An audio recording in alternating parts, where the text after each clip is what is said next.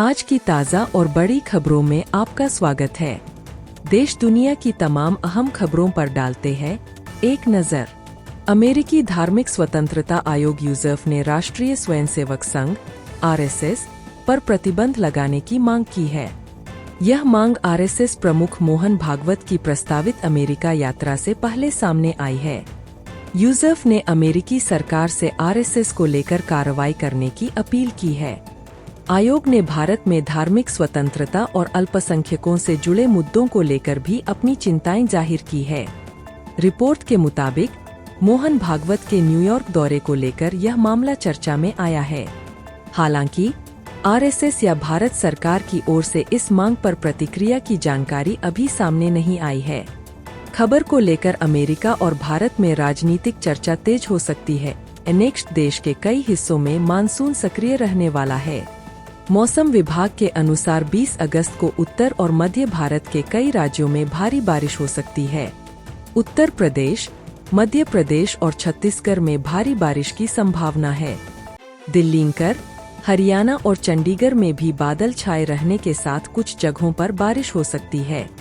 उत्तराखंड और हिमाचल प्रदेश में तेज बारिश के साथ आंधी और बिजली गिरने की चेतावनी जारी की गई है।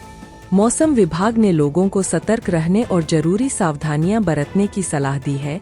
नेक्स्ट कंगना रनौत और बाबा रामदेव के बीच विवाद को लेकर बीजेपी के दक्षिणपंथी खेमे में मतभेद की चर्चा तेज हो गई है। कंगना के बयानों और रामदेव की प्रतिक्रियाओं के बीच वैचारिक टकराव सामने आया है। राजनीतिक विश्लेषण में इसे बीजेपी के व्यापक विचारधारा वाले नेटवर्क के भीतर बढ़ती खींचतान के संकेत के तौर पर देखा जा रहा है।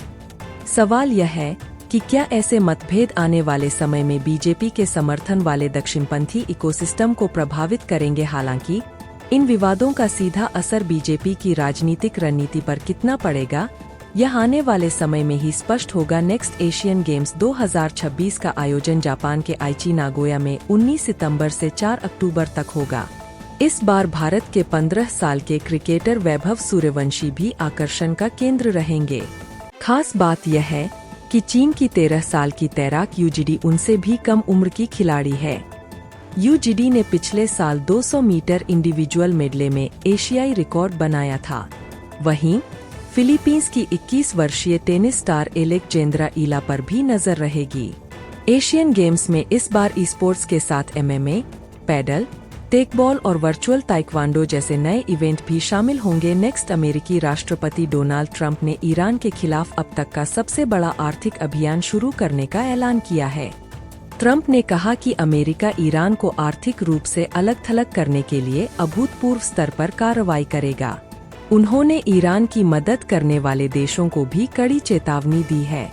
ट्रंप के मुताबिक जो देश ईरान को वित्तीय या कारोबारी मदद देंगे, उन्हें गंभीर आर्थिक परिणाम भुगतने पड़ सकते हैं। तेल की तस्करी, कैश ट्रांसफर, एक्सचेंज हाउस, जहाजों की रजिस्ट्रेशन और फर्जी कंपनियों के जरिए होने वाले कारोबार को रोकने पर जोर दिया गया है। नेक्स्ट वृंदावन से एक वीडियो सोशल मीडिया पर वायरल हो रहा है, जिसमें प्रेमानंद महाराज के शिष्य रिंकू सिंह मधुकरी मांगते नजर आ रहे हैं। इसी दौरान वे एक मुस्लिम परिवार के घर पहुंचे और वहां से रोटी मांगी। परिवार की ओर से धर्म को लेकर सवाल किया गया। इस पर रिंकू सिंह ने कहा कि उनके गुरुदेव सभी को समान मानते हैं और भारत की पवित्र भूमि पर भेदभाव नहीं होना चाहिए। इसके बाद परिवार के बच्चे ने उन्हें रोटियां दीं, जिसे उन्होंने सम्मानपूर्वक स्वीकार किया। यह वीडियो सोशल मीडिया पर चर्चा का विषय बना हुआ है और लोग इसे भाईचारे की मिसाल बता रहे हैं। नेक्स्ट अमेरिका पर कर्ज का नया रिकॉर्ड। अमेरिका का कुल राष्ट्रीय कर्ज पहली बार $40 ट्रिलियन के पार पहुंच गया है। अमेरिकी ट्रेजरी के आंकड़ों के मुताबिक कुल कर्ज करीब $40.047 ट्रिलियन हो गया है।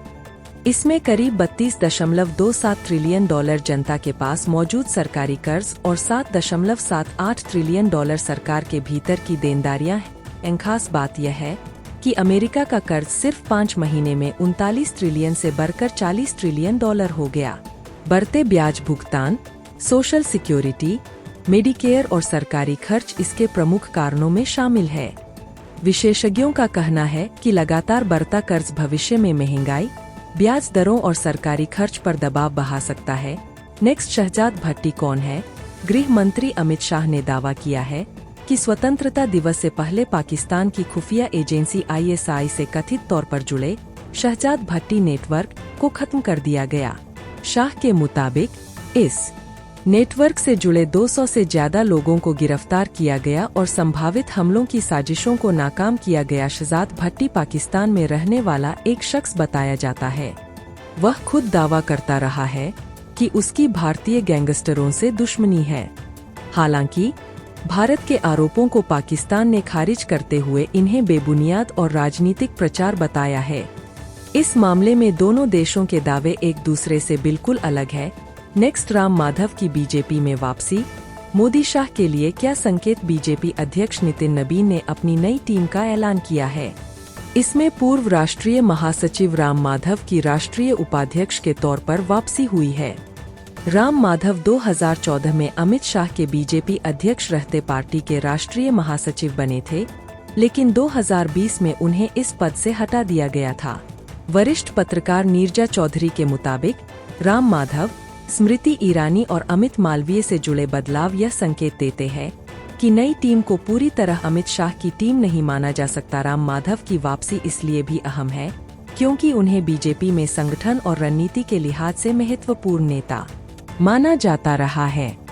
उनकी वापसी से पार्टी में उनकी भूमिका फिर बढ़ने के संकेत मिल रहे हैं।